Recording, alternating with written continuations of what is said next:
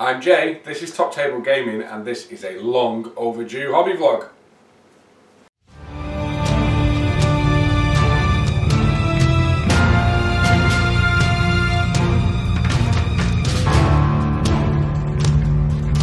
Welcome back guys, I'm Jay, this is Top Table Gaming, and I am back with the next in my hobby vlogs. If you're new to the channel, do take a look around, check out all the tabletop content that we cover, and get involved in the community. Make sure you hit like on this video, and if you like what you see, hit the subscribe button and become part of the crew. So, I've got a bit of a confession. I let these bad boys slip. It has been a crazy time for me with Vengeance and the Weekender and trade shows with work and just life in general. So this is going to be a bumper issue of one of my hobby vlogs where I show you an absolute butt ton of stuff that should have been covered in single episodes going forward. I'm going to be showing you my Lannisters for A Song of Ice and Fire, which in previous videos I set as a target to get done. They are now table ready and raring to go, as well as my Gloomspite Gits for Age of Sigmar. How could I not get the Gits? As a huge fan of Night Goblins, as some of the models that got me into wargaming when I was a kid, I had to jump in at the release, and I'll show you where I'm up to with that. And as always, we can have a chat about other things, hobby, any techniques, let me know in the comments below, and we'll chat about what I'm going to be working on next. So without further ado, you don't want to see me, let's spin the camera around and we'll show you what's going on. Okay folks, let's dive right in, and let's start with A Song of Ice and Fire. As you know, I'm absolutely loving this game at the moment, like just crazy good, can't get enough of it. And I actually think it's been that long since I did a hobby vlog. I'm pretty sure this was my Christmas and New Year painting project. Wow, I'm sorry. Super behind, but we're going to catch up now. It is fine. So, what we've got here is everything Lannister that I got done. And of course, we've got 7 or 8 units, if you count the mountain. And then just a huge array of characters to add variety to my games, or hopefully even battle reports. Who knows? Is this something you want to see? Stick it in the comments below. You want to see it, we make it. That's how we do it here at Top Table. It is your channel, not just ours. So, let's dive in. So I've kind of, I've done pretty much everything I own. There's plenty of new stuff coming. The only units I don't have painted are the halberdiers, because I stored them badly and most of the halberds broke. So I do need to pick up the halberdiers, one of the core set units. And pyromancers. Pyromancers have been a nightmare to get hold of for a long time, but they are now available readily, and we've got some next door in Element Games, so at some point I'm going to get some Pyromancers done. And of course we've got new releases coming soon with the Warrior Sons, which look amazing. They use faith tokens, and we've got the Lannister Heroes 2, which is Joffrey and all his Kingsguard, and they can be used as a unit that are just beasts, or they can all be unit attachments for different stuff on the board. But let's stop waffling on. Let's have a look at some toys, right? So, we'll start with, the first stuff I got done was 2 units of Lannister Guard. These are pretty much your basic infantry for the Lannister army. Hopefully this is coming out okay for you guys. As you can see, I worked on just getting this done nice and easy there. Some highlights on the red just to make it pop. But other than that, nice simple paint scheme to get them done. And I've done 2 units of these. In all honesty, I probably want 3 to 4. I think they're fantastic. They are 5 points. We tend to play at 50 points or 40 points tends to be the tournament, but we play at 50. And for 5 points, they're a really solid unit. There's some really good, let's have a look at another pose. There's some really good synergy with some of the unit attachments. And they have the Lannister Supremacy rule, which means when they pass a morale test, the opponent has to take one at -2 morale. And anyone who's played this game knows that morale is more scary than actually being hit in combat, especially when you roll dice like I do. So those are the 2 units of Lannister Guard, all in that scheme. So we got 2 of those, which are the 2 that came in the core set, and they kind of form the basis of my army. They tend to be the first thing I drop in. They're really good for holding objectives. They're not the punchiest, but they can actually cause your opponent some headaches in other ways. And this guy here is the Guard Captain. So this is the kind of leveled up unit attachment for this unit, and what this guy can do is basically, when you fail a morale test, you only ever lose 1 model, not the amount you roll. And as you can see, other than the red, which got a little bit of highlighting that's hopefully showing, and a bit on the skin, everything was just base coated and washed. So we've gone like, what's the name of that really good gold? Is it Retributor armor? Someone correct me if I'm wrong. And then a sepia wash, it's lead belcher and a silver wash, Just trying to get really good colours that make it pop. And you can see my basing scheme there, which I'll show you on a bigger unit. So that's the guard captain as well. So after the 2 units of guard, big fan of the Lannisters, and I wanted to run the mountain. Like, how can you not run the mountain? So I decided to next paint 2 units of mountains men. We've got one at the back here and one right here. I'll show you some of these models, and these are your heavily armoured, swinging kind of two-handed claymore, hit like an absolute train. And I'll tell you what, these painted fast, because of course a lot of it is metallics, so it's just like lead belcher, and then I think I did like Nuln Oil wash, Agrax wash on the bits that aren't chainmail, just to dirty them up a bit. I hope that's showing there. And then the chainmail was just the black wash, and the same recipe for the red as the other guys. And then yeah, my focus here was to really get these done, but these guys just look absolutely nails, and you wouldn't want to mess with them, that is for sure. There's the second one there. Again, nice and simple, get them on the table, but such characterful models. And I do have to say, for One Piece Plastics, these Ice and Fire minis are so good. So good. So we've got 2 units of those, and then from there, the unit which I absolutely love using, and where I can, I try and take 2 of them, is the Knights of Casterly Rock. They hit like an absolute train, and if you take 1 unit, they can be kind of soloed out and hit by your opponent. If you take 2, they're going to get hit by at least 1, and using some of the Mountains commander cards, there's actually really good combos you can do where you can go first, get the charge off, so it's devastating, kind of run over the opponent, and if you kill them you get to make a free charge action again.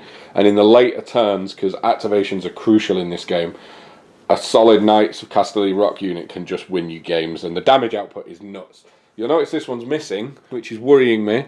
I don't know what I've done with that guy, but I do have 2 painted units, and let's show you these. So again, very much similar painting. These come as they are as well. No assembly required. Same tips as the rest. Same red formula, same metal, same skin. And then the horses have just been picked colours that I know wash quite well with brown. And that's what's happened. Might be a good time to cover my basing as well. So I think I showed you in one of my previous hobby vlogs the AK Interactive basing stuff I was using. From there, it just gets base coated brown. Agrax wash and a bit of a dry brush, and then obviously this snow effect. I'm not really happy with this. This is the secret weapon, like crushed glass and realistic water. I think I've owned it a few too many years, and it's not really giving me the effects the stuff used to. But that is the basing I've gone for my entire army, so I'm sticking with it. And then the last unit to show you before we get into the cool characters, and can we not wait for the TV show, right, is the crossbowman. So I decided to add something that could maybe sit back, hold objectives, and put out some range damage. And again, these are quite similar to the guard, other than obviously the fact they've got a crossbow. Really cool minis. I really like, where is he, this guy, Mr. Kneeling Down. Check him out.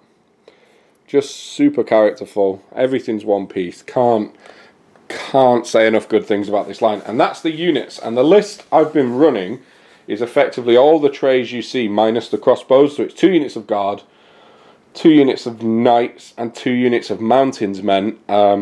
Obviously with this big bad man as my general, it's the mountain. Look at this model.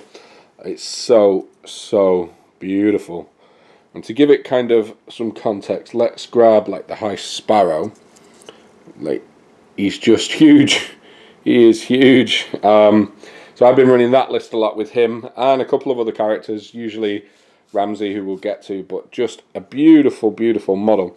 Now, this is the Kickstarter edition version. I do have the retail one on a shelf behind me, and I'm not going to paint him because I plan on taking his shield off. He's got the huge shield that the mounted version's got, which we'll get to. And I've seen some people online credit to sticking it on his back, and it just makes him look super cool. So that's the list I've been running. Crossbows are in there now to give me more variation.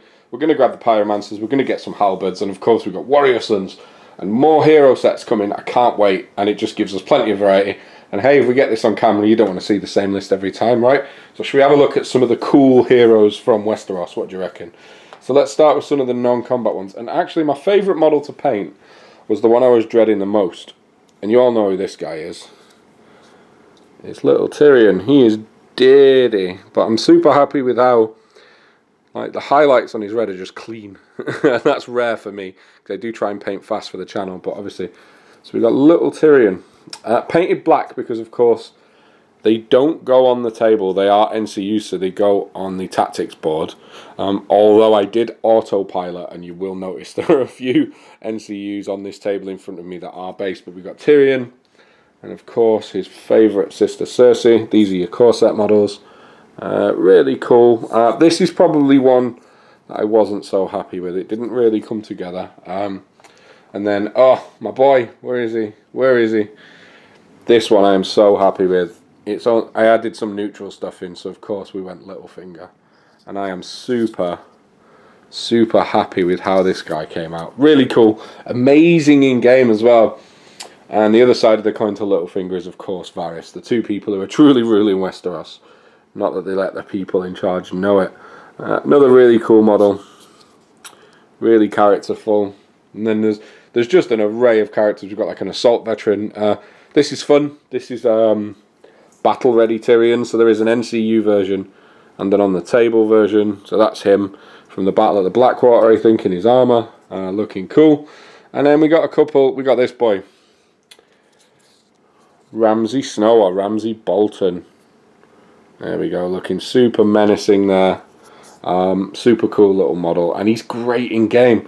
And I'll tell you why he's great in game, because when you buy him and attach him to a unit, he brings Theon, or should I say Reek, for free.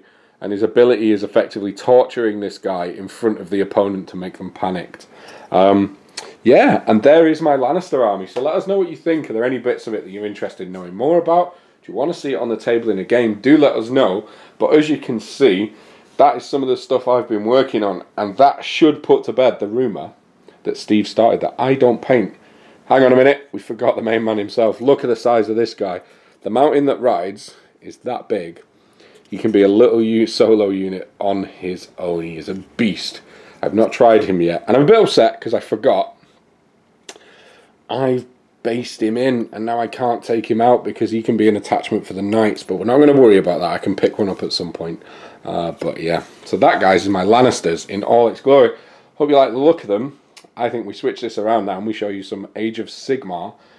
Okay, so next up is my Gloomspike Gits, and I figured I'd break out, actually, Simon Powell's board. This is a beautiful board that Luke from Luke's APS made for the raffle at the Weekender, and Simon has got it stored with us until he can figure out how he's getting it home. But I figured I'd put these on the table just for a bit of fun, because I'm enjoying myself getting all this stuff out. And this is what I've been working on for Age of Sigmar. So when the Gloomspike Gits were announced, I was like, you don't even need to show me anything. I'm in. All the way in. Oh, hang on.